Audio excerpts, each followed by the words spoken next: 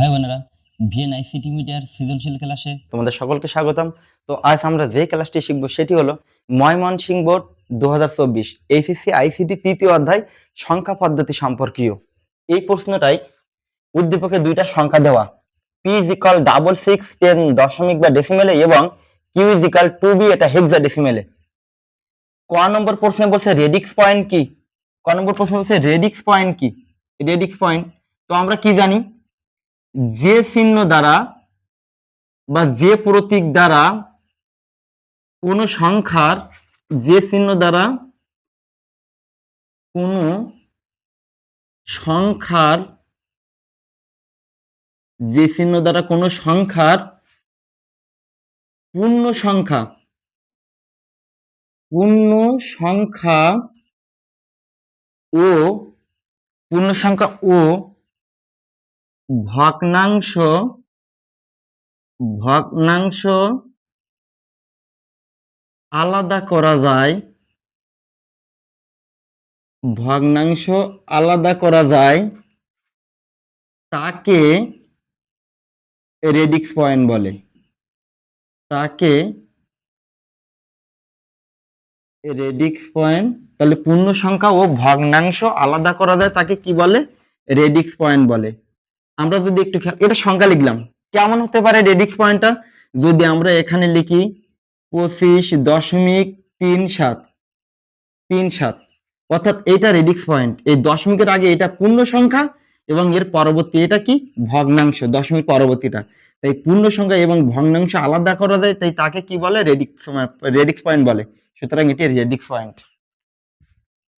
খ নম্বর প্রশ্নে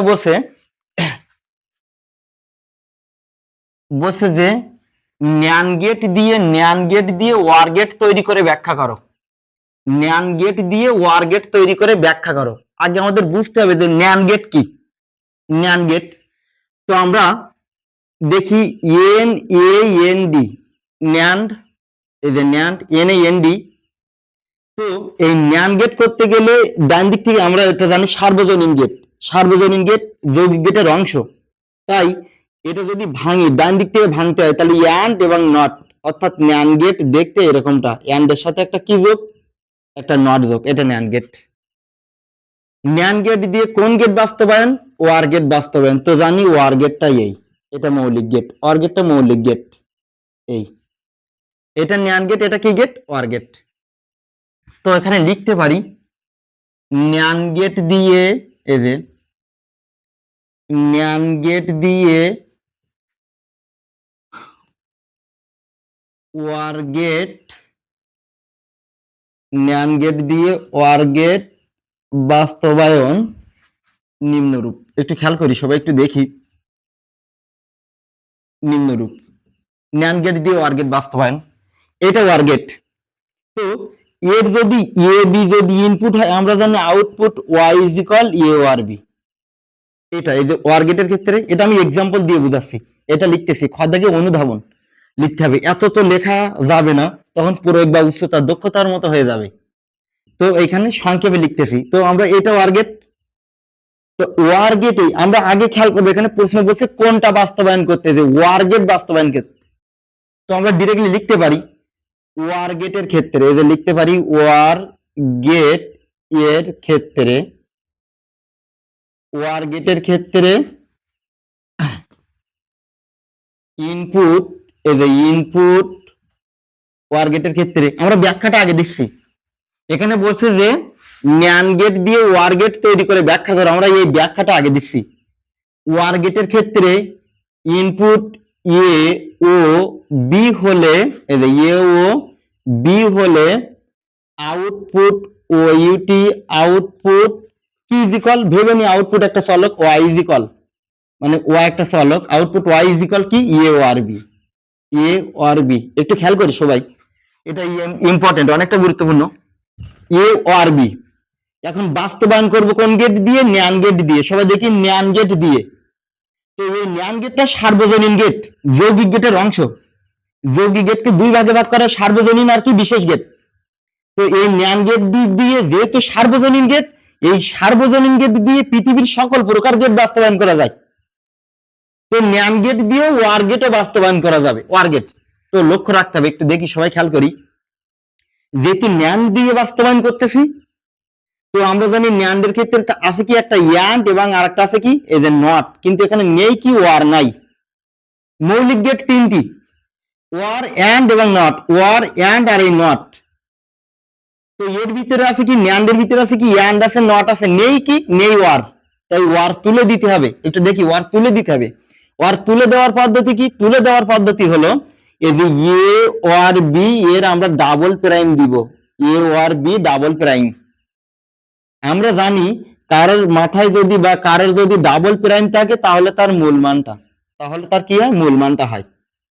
তো এরপর কি করব, আমরা জানি প্রাইমটা যদি ভেঙে দিই, একটা প্রাইম যদি ভেঙে দিই ওয়ার্ডটা অ্যান্ড হবে, অ্যান্ড করে নিই, তাহলে এ প্রাইম এই ওয়ার্ডটা হয়ে গেল অ্যান্ড আর এটা হলো বি প্রাইম, এই বি প্রাইম।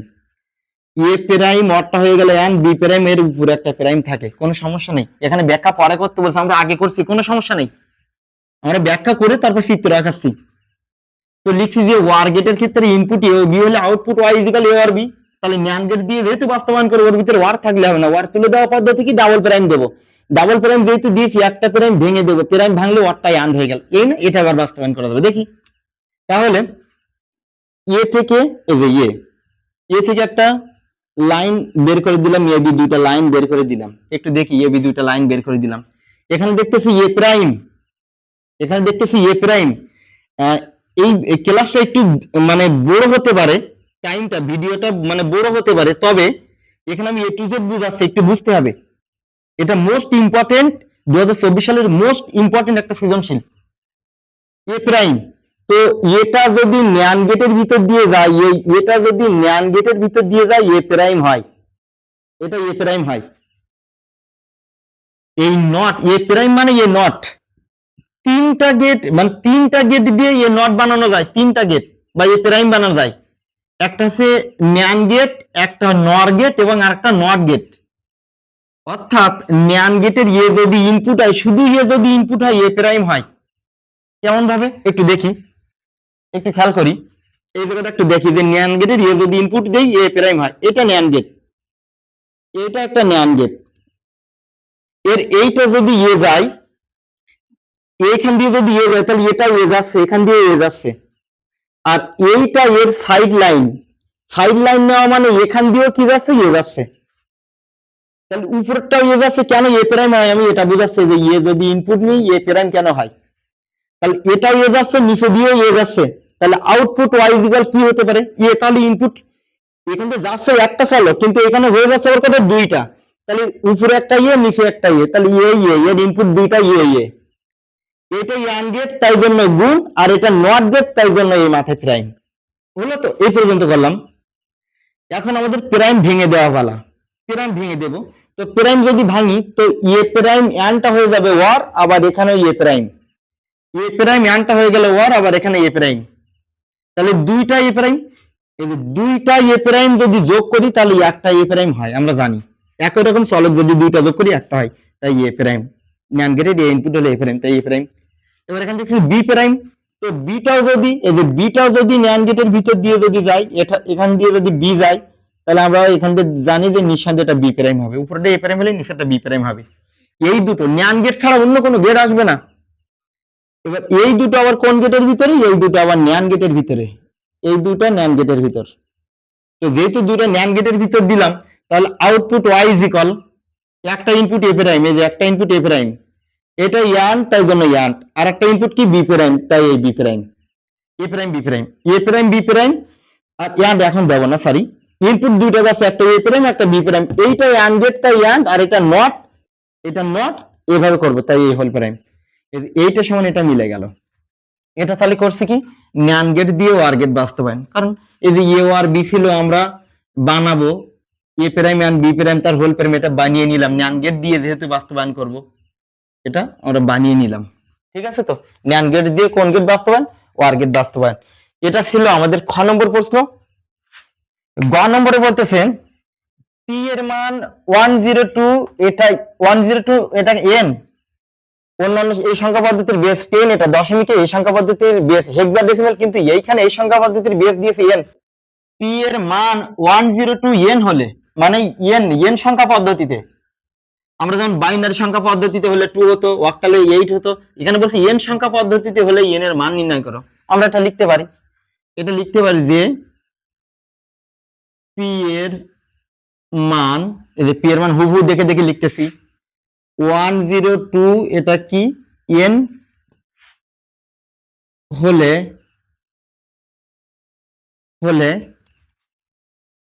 n এর মান নির্ণয় নিম্নরূপ, অর্থাৎ নিম্নে এর মান নির্ণয় করা হলো নিম্নরূপ। দেওয়া আছে কি একটু দেখি, এখানে দেওয়া আছে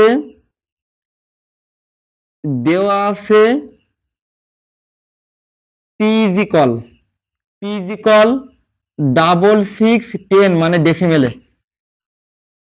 তাহলে এবার বলছে যে p এর মান 102 n হলে, এটা করি, p এর মান 102 n হলে এটা মান বসাই, যেহেতু p এর মান কি নিতে বলছে 102, তো এখানে 102 আমরা বসাই, 102 এটা কোন সংখ্যা পদ্ধতিতে, n সংখ্যা পদ্ধতিতে, আর এটা কোথায়, ডেসিমেল সংখ্যা পদ্ধতিতে, 6610 এটা ডেসিমেল সংখ্যা পদ্ধতিতে, 6610 এটা ডেসিমেল সংখ্যা পদ্ধতিতে।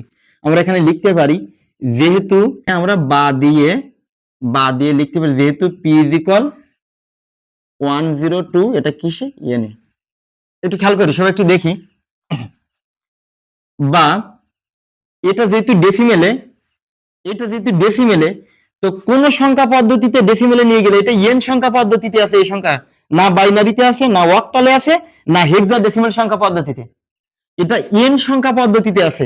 তো কোন সংখ্যা পদ্ধতি থেকে যদি ডেসিমেলে যাই, যেহেতু এটা ডেসিমেলে, যদি ডেসিমেলে যাই তাহলে আমরা এই সংখ্যা পদ্ধতিটা ডেসিমেলে নিয়ে যাব।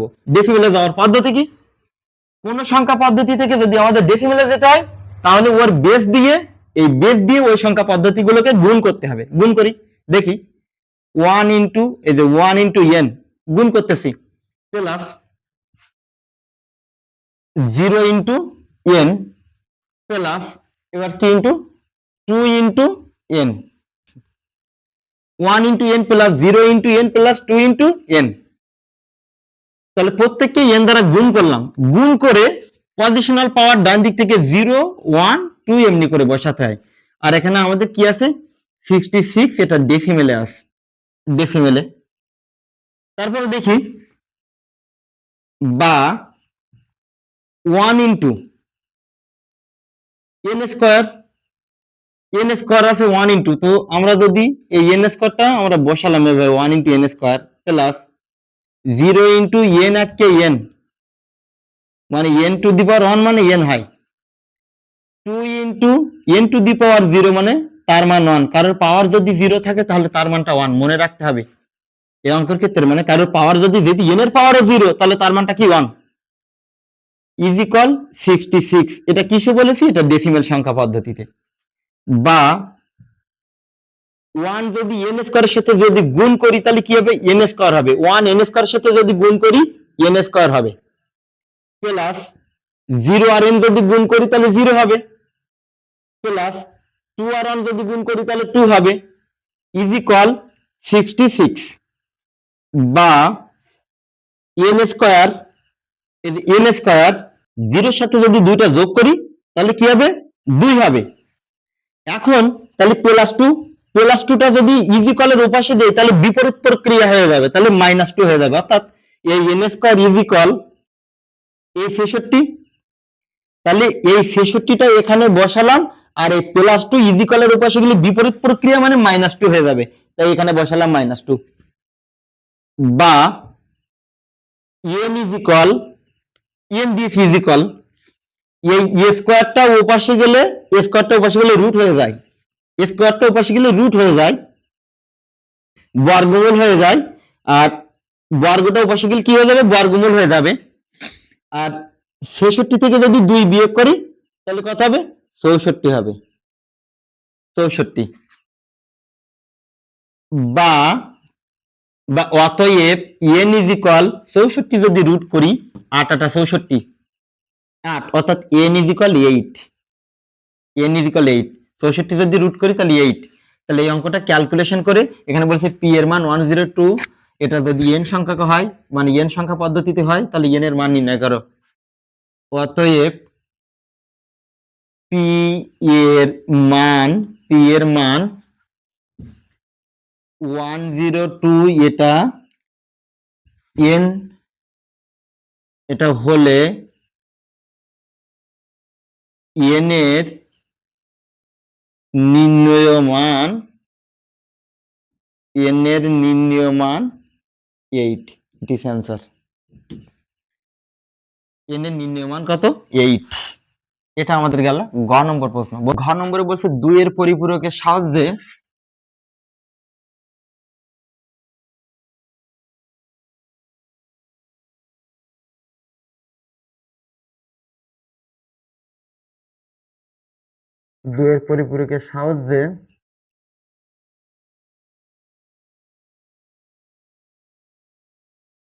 মাইনাস পি, এটা ডেসিমেল, প্লাস মাইনাস কিউ, এটাও ডেসিমেল নির্ণয় করো। তাহলে নির্ণয় করা হলো,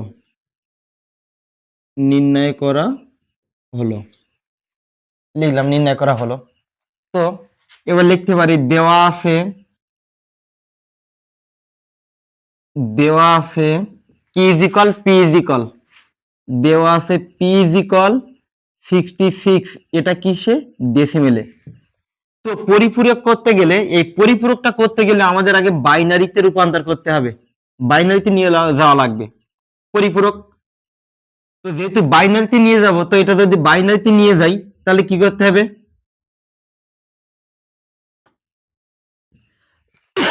বাইনারিতে যদি নিয়ে যাই তো এই 66 কে কত দ্বারা ভাগ? যেহেতু বাইনারিতে যাব 2 দ্বারা ভাগ করব। তো 66 ডিভাইডেড বাই কত? 2। একে যদি 2 দ্বারা ভাগ করি 33 2 গুণ 66, 33 2 গুণ 66, তাহলে এখানে অবশিষ্ট কত থাকে? 0। আবার 2 দিয়ে যদি 33 কে যদি ভাগ করি তাহলে 2 1 কে 2, 2 1 কে 2, 15 2 গুণ 30, 16 2 গুণ 32, বেশি হয়ে যায়। তাহলে 16 2 গুণ 32, অবশিষ্ট 1 থাকে।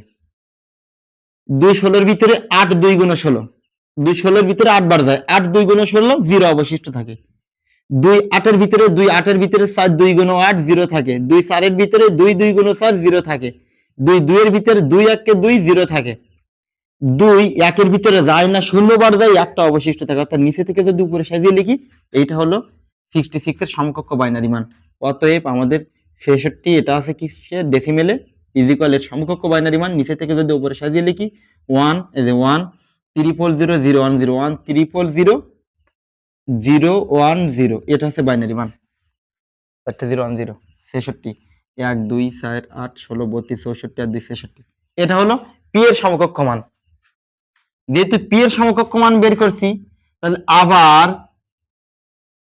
এই যে কিউ ইজ ইকুয়াল, এইখানে কিউ ইজ ইকুয়াল দেওয়া আছে ডেসিমেলে, কিন্তু এইখানে কিন্তু কিউ ইজ ইকুয়াল দেওয়া আছে হেক্সাডেসিমেলে। এখানে হেক্সাডেসিমেলে দেওয়া আছে, তো হেক্সাডেসিমেল থেকে এখানে ডেসিমেল দেওয়া, সুতরাং এটাকে ডেসিমেলে রূপান্তর করতে হবে। আবার Q is equal to B হেক্সাডেসিমেলে, টু বি কিসে? হেক্সাডেসিমেলে। তো এটাকে কোথায় রূপান্তর করব? এটাকে আমরা প্রথমে ডেসিমেলে রূপান্তর করব, ডেসিমেল। তো ডেসিমেলে যদি নিয়ে যাই তো পদ্ধতি কি? 2 ইন্টু 16 প্লাস বি ইন্টু 16, তারপর ডান দিক থেকে পজিশনাল পাওয়ার 0, তারপর 1। 2 ইন্টু 16 টু দি পাওয়ার 1 মানে 16 কে কত? 16, প্লাস বি এর মান ডেসিমেল মান 11, বি এর ডেসিমেল মান 11, তাই 11 ইন্টু কারোর পাওয়ার যদি 0 থাকে তাহলে তার মানটা কি? 1। 16 2 গুণ 32 মানে 32, প্লাস 11 কে কত? 11। তো 32 আর 11, 2 আর 1 কত? 3, 3 আর 1 4, 43, এটা বের হলো ডেসিমেলে। এটা ডেসিমেলে বের হলো। তাহলে এই ডেসিমেলটাকে, এই যে ডেসিমেলটাকে আমরা কি করতে পারি? বাইনারিতে রূপান্তর করতে পারি। আবার এইটা যদি অনেক বেশি সময় লেগে যায় তাহলে আবার কি করতে পারি, এই 2 বিটটাকে ডিরেক্টলি আমরা হেক্সাডেসিমাল থেকে, এই যে 2 বিট হেক্সাডেসিমাল থেকে আমরা ডিরেক্টলি কোথায় রূপান্তর করতে পারি, বাইনারিতে রূপান্তর করতে পারি 4 ডিজিটের। 2 এর 4 ডিজিটের বাইনারি মান বের করলে হলো, আর বি এর 4 ডিজিটের মান বের করলে হলো। বা এটাও যদি না করতে পারো, এই 43 কে আবার কোথায় নিয়ে যাবা, ডেসিমেলে নিয়ে যাবা। তো সেক্ষেত্রে কি করতে হবে, এই 43 ডেসিমেল বের করছি, তাহলে এ থেকে যদি আমরা কোথায় যাই, বাইনারিতে যাই, 2 দিয়ে ভাগ করব। এটা যদি আমরা কোথায় যাই, বাইনারিতে, কেমন, এই যে 43 এটা আছে ডেসিমেলে, এর বাইনারিতে বাইনারিতে নিয়ে যাব। বাইনারিতে যদি নিয়ে যাই, একটু দেখি 43, এই যে 43 একে 2 দিয়ে ভাগ, 2 2 গুণে 4, 2 1 কে 2, অবশিষ্ট 1, মানে 43 কে 2 দ্বারা ভাগ করলে 21 বার যায়, 21 2 গুণে 42, 1 অবশিষ্ট থাকে, এখানে বসালাম। 2 দিয়ে 21 কে, ও এটা আমরা লিখতে পারি এমএসবি, মোস্ট সিগনিফিকেন্ট বিট, আর এটা লিখবো লেস্ট সিগনিফিকেন্ট বিট, এলএসবি। এখন 2 দিয়ে যদি আমরা 21 কে যদি ভাগ করি, কত হবে, 10 2 গুণে 20, 1 অবশিষ্ট থাকে। 2 দিয়ে যদি 10 কে ভাগ করি, 5 2 গুণে 10, 0 থাকে। 2 দিয়ে 5 কে যদি ভাগ করি, 2 2 গুণে 4, 1 থাকে। 2 দিয়ে যদি 2 কে ভাগ করি, 2 2 এর ভিতরে 1 বাদ যায়, 2 1 কে 2, 0 থাকে। 2 1 এর ভিতরে 0 বাদ যায়, 1 থাকে। নিচে থেকে যদি উপরে যদি সাজিয়ে লিখি, এটা হলো এমএসবি, আর এটা হলো কি এলএসবি, এমএসবি এলএসবি। অতএব আমাদের এখানে 43 এটা ডেসিমেল মান বেরিয়েছে। বা ডেসিমেল মান লিখে আমরা এটা লিখতে পারি 2b হেক্সাডেসিমেলে ইজ ইকুয়াল, এর ডেসিমেল মান 43, এটা ডেসিমেল, ইজ ইকুয়াল, এর বাইনারি মান বেরিয়েছে কত, 101011, এটা বাইনারিতে। তাহলে একটা, এই যে 2b হেক্সাডেসিমেলে ছিল, এটা ডেসিমেল মান বের করছে, আবার কোথায়, বাইনারিতে নিয়ে গেছি। 1 2 4 8 16 32 32 40 43, সমকক্ষ মান কত, 101011। তো আমরা এইটা মানে 66 এর সমকক্ষ বাইনারি মান বের করেছি, আবার কিউ এর মান ছিল 2b, এর সমকক্ষ মানে বাইনারি মান বের করছি। 66 এর বাইনারি মান, কিউ এর বা কিউ বলতে 2b এর সমকক্ষ বাইনারি মান বের করছি। এবার কি লিখতেছি একটু দেখি, সবাই একটু খেয়াল করি। এরপর লিখতেছি 8 বিট রেজিস্টারের জন্য, এটা 8 বিট করে রূপান্তর করব, বা ওইভাবে করলেও হবে, যে কয় ডিজিট আছে এখানে 3 3 6 7 7 ডিজিট, এভাবে রূপান্তর করলে হবে। আবার আমরা 8 বিট যদি রেজিস্টারের জন্য, আমরা যদি 8 বিটে রূপান্তর করি, 8 বিট রেজিস্টারের জন্য 66, এটা কিসে, ডেসিমেলে, এই যে 66 এটা ডেসিমেলে, এর বাইনারি মান, বা সমকক্ষ বাইনারি মান লিখতে পারি আমরা, এর বাইনারি মান। তো এর বাইনারি মান হয়েছে কত, 66, এর বাইনারি মান 1300010, এখানে আছে 4টা 3 7টা, 8টা রূপান্তর করবো। এখানে লিখছি 8 বিট রেজিস্টারের জন্য 8টা যদি রূপান্তর করতে চাই, তাহলে এর আগে যদি একটা শূন্য দিই, তাহলে এর কোনো মানের পরিবর্তন হবে না, 8টাই রূপান্তর হয়ে গেল। পূর্ণ সংখ্যার ক্ষেত্রে, এটা পূর্ণ সংখ্যার ক্ষেত্রে সার্থক অঙ্কের আগে যদি 1 2 3 4 5 6 7 8 9 সার্থক অঙ্ক, এর আগে যদি সহকারী অঙ্ক দিই, ওর কোনো মূল্য থাকে না, তাই আমরা আগে একটা 0 দিয়ে নিলাম, 0। তারপরে কি লিখতেছি 1 1 2 3 000, মানে আর 0 1 0, এটা সে 8 বিট রেজিস্টারে রূপান্তর করে নিলাম, সে 66 এর বাইনারি মান। তাহলে এখানে দেখতেছি পির আগে মাইনাস, অর্থাৎ 66 এর আগে প্রথমটা মাইনাস, যেহেতু মাইনাস তাই এটাকে কি করব, কমপ্লিমেন্ট করব, ওয়ান্স কমপ্লিমেন্ট। এই যে এর আগে পি এর আগে মাইনাস, তাই এটাকে কি করতে হবে, ওয়ান্স কমপ্লিমেন্ট। এই যে ওয়ান্স কমপ্লিমেন্ট লিখতেছি, ওয়ান্স কমপ্লিমেন্ট লিখতে পারি বা একের পরিপূরক লিখতে পারি। ওয়ান্স কমপ্লিমেন্টে কি হয়, এই মূল মান উল্টে যাবে, জিরোটা আছে 1, 1টা 0, 0টা 1, 0টা 1, 0টা 1, 0টা 1, 1টা 0, 0টা 1, ওয়ান্স কমপ্লিমেন্ট। টুয়েন্স কমপ্লিমেন্টে আমরা জানি, এই কমপ্লিমেন্টের ক্ষেত্রে যার সামনে মাইনাস থাকে তার কি করতে হয়, টুয়েন্স কমপ্লিমেন্ট করতে হয়। টুয়েন্স কমপ্লিমেন্ট করতে গেলে ওর আগে ওয়ান্স কমপ্লিমেন্ট করতে হয়, ওয়ান্স কমপ্লিমেন্টের মূল মানটা উল্টে যাবে, আর টুয়েন্স কমপ্লিমেন্টে গিয়ে একটা এক যোগ হবে। তো এবার একটা কি হবে, এক যোগ হবে। তাহলে এক যদি যোগ হয়, 1 আর 1 10 শূন্য, 1 আর 1 10 শূন্য, হাতে 1 শূন্য আর 1 যোগ করলে 1, বাইনারি যোগ, তাই 1 আর 1 10 শূন্য বললাম।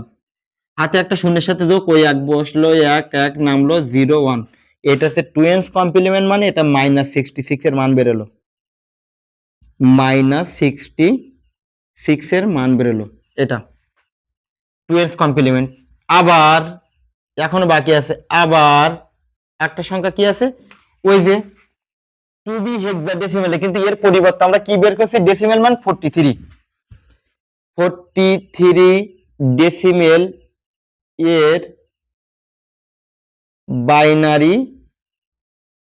এর বাইনারি মান ইজ ইকুয়াল, তো 43 এর বাইনারি মান বেরিয়েছে এখানে 3 আর 3 6টা, 1 2 3 4 5 6টা। তাহলে এখানে যদি 8টা রূপান্তর করতে চাই তাহলে এর আগে দুইটা শূন্য, একটা শূন্য দুইটা শূন্য, তারপর মানগুলো লিখি 1 0 1 0 1 1 1 0 1 0 1 1, এই 1 0 1 0 1 1, এটা 43 এর সমকক্ষ বাইনারি মান। এখন যেহেতু 43 এর বাইনারি মান বের করছি, এইখানে দেখবো ক্যালকুলেশন করে যে এইখানে প্লাস হবে কিনা, মাইনাস আছে তাই কি প্লাস হতে পারতো, কেমন ভাবে, এই প্লাসটা যদি এখানে প্লাস না থেকে যদি এখানে মাইনাস থাকতো তখন ওটা প্লাস হয়ে যেত, কিন্তু এখানে প্লাস এখানে মাইনাস, প্লাস মাইনাসে মাইনাস, সুতরাং এর সামনে মাইনাস, মানে কিউ এর সামনে মাইনাসের কোনো পরিবর্তন হবে না, প্লাসের ক্ষেত্রে চিহ্নের পরিবর্তন হয় না, অর্থাৎ এইখানে কিউ এর আগে কি আছে মাইনাস, তাই জন্য এই কিউ এর মানটাকে আবার 2s কমপ্লিমেন্ট করতে হবে, ওই কিউ এর মানটাকে 2s কমপ্লিমেন্ট, মানে এই 43 কে আবার 2s কমপ্লিমেন্ট করতে হবে, তাহলে এর আগে কি 1s কমপ্লিমেন্ট, 1s কমপ্লিমেন্টে মূল মান উল্টে যাবে, 1s কমপ্লিমেন্টে মূল মান উল্টে যাবে, তাহলে উল্টানো মানে এটা উল্টে দাও, 0 আছে 1 0 আছে 1 1 আছে 0 0 আছে 1 1 আছে 0 0 আছে 1 1 আছে 0 1 আছে 0, 2s কমপ্লিমেন্টে একটা এক যোগ হবে, এক 0 আর 1 যোগ করলে 1 0 1 0 1 0 1 1, এটা হচ্ছে 2s কমপ্লিমেন্টের মান। আর এই 2s কমপ্লিমেন্ট মানে এটা হচ্ছে কি মান, এটা হচ্ছে মাইনাস মান, 2s কমপ্লিমেন্ট মানে এটা হচ্ছে মাইনাস মান বের হলো। তাহলে 8 বিট রেজিস্টারের জন্য আমরা শেষের টিকটাকেও কি করলাম, 2s কমপ্লিমেন্ট করে নিয়েছি যেহেতু ওর সামনে মাইনাস, আবার 43টাকে আবার কি 2s কমপ্লিমেন্ট, মানে ওর সামনে মাইনাস আছে তাই জন্য, তো এটা হচ্ছে -66 এর মান আর এটা -43 এর মান বের করলাম। আমি এই পাশেরটা এবার মুছে দিই। এখন দেখতেছি এই যে 43, এখন দেখতেছি এখানে বলছি যে -p এটা ডেসিমেলে প্লাস -q এটা ডেসিমেলে, তাহলে -p আমরা লিখতে পারি -p, বা আমরা লিখতে পারি -66, এটা -66, এই যে -p ইজ ইকুয়াল -66, এটা কিসে ডেসিমেলে, এই এর সমকক্ষ বাইনারি মান বেরিয়েছে কত, মাইনাস মান কিন্তু এটা 66, ডেসিমেলে যদি শুধু 66 হতো তাহলে এই মানটা নিতাম, যেহেতু -66 তাই এই মানটা নেব, কি মান 1 0 111 110, এইটা হচ্ছে -66 এর মান, তাহলে স্যার 8টা। এরপরে 43 মানে কি মাইনাস কিউ, ওই যে মাইনাস কিউ, তো মাইনাস কিউ এটা কিসে, এই মাইনাস কিউ এর মানটা কত, মাইনাস কিউ এর মান মানে মাইনাস কিউ মানে বের করছি 43 -43 এর ডেসিমেলে, এই -43 ডেসিমেলে এর সমকক্ষ মান এটা, -43 এর মান এটা, আর উপরেরটা +43 এর মান, তার 1101, এই যে 1101 1101 0101 0101 1101 এটা বের করলাম, 1101 এটা কি করতে বলছে, প্লাস করতে বলছে, এইটা প্লাস করতে বলছে, এইটা প্লাস করতে বলছে, এই যে -66 আর -43, এর সামনে মাইনাস এর সামনে মাইনাস, দুইটা সামনে যেহেতু মাইনাস তাহলে দুইটা কি করতে হবে, যোগ করতে হবে, একই রকম চিহ্ন তাহলে যোগ হতো, এইখানে যদি ভিন্ন রকম চিহ্ন থাকতো, এখানে যদি প্লাস থাকতো এখানে যদি মাইনাস থাকতো তাহলে এটা কি হতো, বিয়োগ করতাম, কিন্তু দুইটার সামনে একই রকম চিহ্ন, একটু দেখি 6 আর 3 9 আর 6 4 কত 10, 109, এই যে 109টা বেরোলো, -109 এটা ডেসিমেলে, এটা কিন্তু ক্যালকুলেশন করে -109 এটা ডেসিমেলে। এবার এইখানে মানটা কি বেরিয়েছে, এই যে এইখানের যে মানটা একটু দেখি, এইখানে আমরা কি করব, যোগ করব, ডিজিটাল সার্কিটে কি করে যোগ করে, তাই আমরা যোগ করব, একটু দেখি 0 আর 1 যোগ করলে 1, এক আর শূন্য যোগ করলে এক, এক আর এক 10-এর শূন্য, হাতে এক, হাতে এক, মানে এই শূন্য আর এক যোগ করলে এক, এক আর শূন্য যোগ করলে এক, এক এক 10-এর শূন্য, হাতে এক, ও একটার সঙ্গে যোগ করলে এক হবে, শূন্য আর এক যোগ করলে এক, এই একটা উপরের একের সঙ্গে যোগ করলে এক আর এক 10, 10-এর শূন্য হাতে এক, ওই একটা এর সাথে যোগ করলে এক আর এক 10 আর এক 11, তিনটে এক যোগ করলে 11, 11-এর এক হাতে এক, ওই একটা শূন্যের সাথে যদি যোগ করি এক হয়, এক আর উপরের এক আর এক 10-এর শূন্য, এই যে 10-এর শূন্য হাতে এক, ওই হাতের একটা আবার এর সাথে যোগ করলে এক আর এক 10, 10-এর এক আর এক 10 আর এই শূন্য যোগ করলে 10 হবে, 10-এর শূন্য হাতে এক, আবার এক আর এক 10 আর এক 11, মানে এক আর এক 10, এই দুটো এক যোগ করলে 10 আর হাতের এক 11, তাই 11-এর মধ্যে 11 বসে যায়। এটা বাইনারি মান। এবার একটু লক্ষ্য রাখি, আমরা ডিজিট নিয়েছিলাম 8টা, এবার এখানে গুণে দেখি, 1টা 2টা 3টা 4টা 5টা 6টা 7টা 8টা 9টা, 1টা 2টা 3টা 4টা 5টা 6টা 7টা 8টা 9টা, অর্থাৎ 8টা নিয়েছিলাম, একটা বেড়ে গেল, তাই এটাকে বলা হবে ক্যারি বিট। ক্যারি বিট, আমাদের উত্তরে ক্যারি বিট বিবেচনা করা হয় না। ক্যারি বিটের পরেরটা হয় চিহ্ন বিট, এই যে ক্যারি বিটের এই পরেরটা, এই যে 1টা, এইটা হচ্ছে ক্যারি বিট, আর এই 1টা, এই যে এই 1টা, এটা হচ্ছে চিহ্ন বিট, ওই পাশের 1টা চিহ্ন বিট, এটাকে চিহ্ন বিট বলা হয়, আর এই 1টা ক্যারি বিট। চিহ্ন বিট, এইখানে যদি ফলাফল যদি মাইনাস হয়, চিহ্ন বিট আসবে 1, এই 1 এসছে, আর ফলাফল যদি এখানে প্লাস থাকতো, ধনাত্মক যদি থাকতো, তাহলে এখানে নিঃসন্দেহে একটা 0 থাকতো, যেহেতু 1 মাইনাস, তাই এখানে 1 এসছে। তো আমরা যদি এবার খেয়াল করি, 109 এর সমকক্ষ, 109 এর প্রকৃত মান, 109 এর প্রকৃত মান কিন্তু এটা না। 109 কে 5 2 গুণ 10, 4 2 গুণ 8, এক অবশিষ্ট, 27 2 গুণ 54, 0 থাকে, 2 13 2 গুণ 26, 1 থাকে, 2 13 এর ভিতরে 6 2 গুণ 12, 1 থাকে, 2 6 এর ভিতরে 3 2 গুণ 6, 0 থাকে, 2 3 এর ভিতরে 1 বাজায় 1 থাকে, 2 1 এর ভিতরে 0 বাজায় 1 থাকে। 11101101, এইটা হলো 109 এর সমকক্ষ বাইনারি মান, 11101101, কিন্তু এখানে কিন্তু মেলেনি।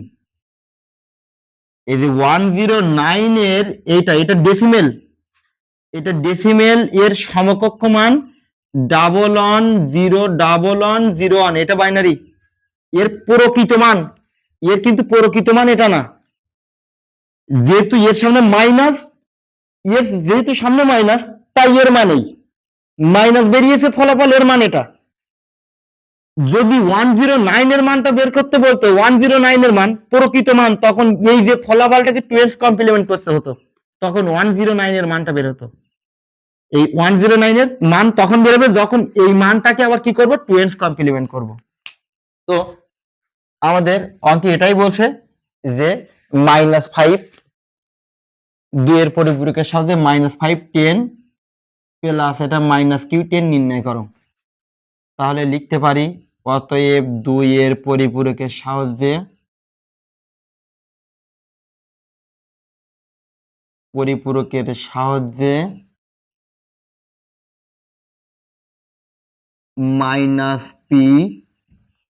-p10 প্লাস -q10 সমান সমান কত বেরিয়েছে, এই যে -109, এটা ডেসিমেল বা এর সমকক্ষ মান ওটা বেরিয়েছে। আমরা ক্যারি বিটটা বাদ দিয়ে দেবো, তাহলে কি বেরিয়েছে, 100, এটা কিন্তু বাইনারি, মানে এর মানটাই এই। তো এটা ছিল ময়মনসিংহ বোর্ড 2024, ক নম্বর থেকে শুরু করে ক দাগ, খ দাগ, খ নম্বরের ভিতরে গেট ঢুকিয়ে দিয়েছে এই অঙ্কটায়, সমস্যা নাই। ক খ গ ঘ এর প্রত্যেকটা দাগই খুবই গুরুত্বপূর্ণ। তো আজকের ক্লাস ছিল এই পর্যন্ত। প্রিয় ভাই বোনেরা, যদি ক্লাসটি বুঝে থাকো, ভালো লেগে যদি থাকে, অবশ্যই কমেন্ট করবে, বন্ধুদের কাছে শেয়ার করবে। আজকের ক্লাস এই পর্যন্ত, সকলকে ধন্যবাদ।